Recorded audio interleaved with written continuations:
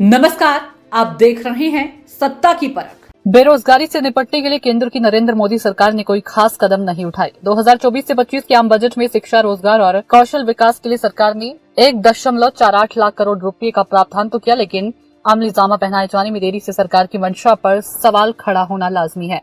आज चारों ओर बेरोजगारों की भीड़ देश भर में कुकुरमुत्तों की तरह रोज नए निजी कॉलेज और विश्वविद्यालय स्थापित किए जा रहे हैं। सरकार की मेहरबानी पर ये ऐसे संस्थान है जो मानकों को भी पूरा नहीं करते, जहां से हर साल हजारों युवा डिग्री लेकर देश के बेरोजगारों की कतार में खड़े हो जाते हैं। सरकारी नौकरियों की घटती संख्या और संविदा पर रखे जाने के बढ़ते प्रचलन ने बेरोजगारों को आज दोराहे पर खड़ा कर दिया है। यदि देश के किसी राज्य में किसी नौकरी की परीक्षा होती भी है तो वहां पेपर आउट होना एक मुख्य समस्या बन गई है। देश के प्रख्यात अर्थशास्त्री कौशिक बसु का कहना है कि भारत में जिस तेजी से ग्रामीण खपत में कमी आई है और देश भर में उसी रफ्तार से बेरोजगारी की दर में बढ़ी है, सरकार को इसे आपातकालीन स्थिति की तरह लिया जाना चाहिए। उनका मानना है कि रोजगार गारंटी जैसे अल्पकालीन उपायों के अलावा भारत को निवेश पर भी ध्यान देना होगा।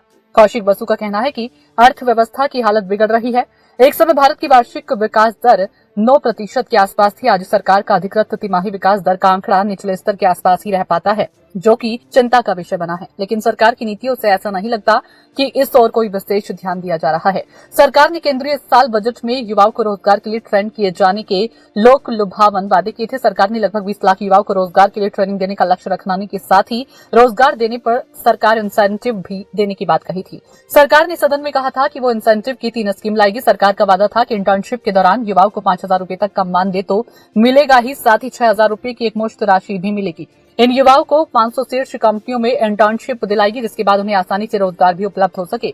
इतना ही नहीं, वर्किंग लोगों के लिए कंपनियों के साथ मिलकर हॉस्टल बनाए जाएंगे। लेकिन सरकार ने 100 दिन का जश्न तो मना लिया, लेकिन अपने वादों को भूल गई। जमीनी हकीकत यह है कि अभी तक युवाओं को ट्रेनिंग देने का कोई कार्यक्रम धरातल पर नहीं उतरा। देश के अर्थशास्त्रियों का मानना है कि भारत में लंबे समय से रोजगार की स्थिति ठीक नहीं है।